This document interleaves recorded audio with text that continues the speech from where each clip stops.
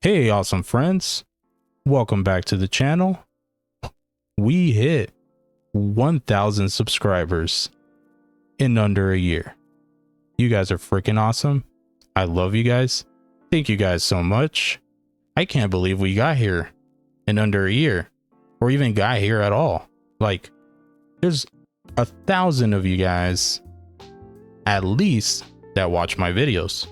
Cringe. I don't know how you guys find that entertaining. And then at least 1,000 of you decided to subscribe.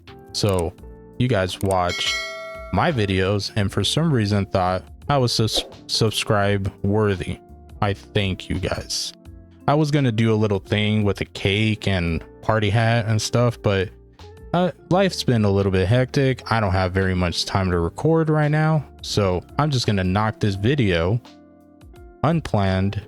No script, nothing. I just wanted to thank you guys. And then I thought it would be fun if I told you what my top 5 personal sets are at this moment. How does that sound? Yeah? All right, let's get into it. It's been, again, almost a year since I published my first video after joining the hobby and deciding that I would like to share my experience with you guys on any product. And it just started with audio, and I was planning on doing more than just audio, but it's kind of stayed in audio. So today what we're going to talk about is my top 5 IEMs that I currently own. So it's not going to be anything that was loaned, and it's not going to be anything that I haven't had enough time yet to be able to do a full review of them off the top of my head. So all of these sets I have listened to enough, and I am confident enough to be able to tell you on the spot, if you ran into me, everything about that set. How does that sound? Fair? All right. So no particular order. These 5 sets just are my favorite. I really like them, especially for my library, and I think that they perform very well. Should we go from 5 to 1 or 1 to 5? We'll start at number 5. So number 5 is the recently reviewed Meyer Audio CK-LVX. I love the CK-LVX, the details that it brings with a little bit different type of tuning than the other stuff on the list or just most stuff that I've tried. It was just a refreshing product when I received it. Meyer Audio reached out, said, "Hey, can you review this?" I'm like, "Sure." And I didn't even do an unboxing video or first impressions. I had zero expectations for the set. I hadn't heard of the brand. I hadn't even looked at the IEM or any reviews or any info on it before it got here. It just got here and I opened it. I was like, oh, let's see how this is. Wait a second. This is very pretty. Holy crap. This is built very well. Dang, look at this cable. So it was a very awesome, get it? Experience. I love this IEM. It is a solid top 5 IEM for me, and what makes it better is just how cheap it is. All right, moving on to number 4. So this set I actually saw very early on when I first joined the hobby, and it's just one of those sets that captivated my attention right away, just on the faceplate. The shell is beautiful, faceplate gorgeous. And I told myself, I have to have this set. I don't care what it sounds like. I love how pretty this set is. And that is the Sens Mangard T2. I'm just lucky. It also sounds good. So for me, the aesthetics of any product are very important. So this set fits good, sounds good, and looks good, which is at this point the most trifecta Danny pleasing set. It hits all of those boxes for me. So awesome. I love this set. Good mid-range. It's not as crisp and detailed as other stuff, but it is a more smoother listen. And now for number 3. Number 3 is the Binary Acoustics X Giz Audio Chopin.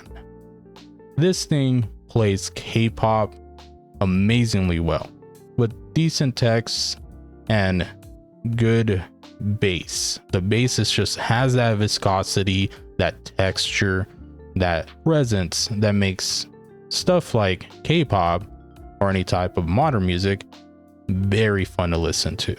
And then the vocals, of course.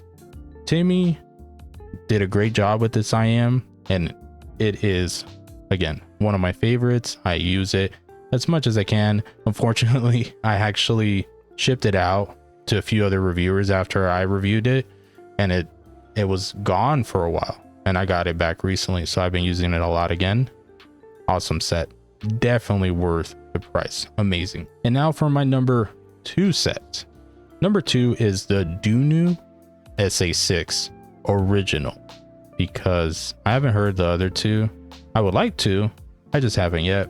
But Dunu SA6 overall, it's like a sharper and more refined version of the T2 with less rumbly bass. So treble is, you know, smoother, more refined sounding, a little bit more rounded, so it's not as sharp and crude.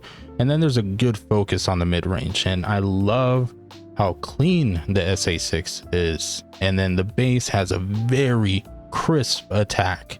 It's just missing some sub bass rumble. I wish it had a little bit more, but overall SA6 is an amazing set, and as old as it is, well, at least in this hobby, it seems like it's standing the test of time. I love this set, and I think it sounds great. All right, and the number 1 set. Can you guys guess what it is based on what I listened to? And no, maybe, yes. Moondrop Variations. So this set was a gift from a very good friend of mine.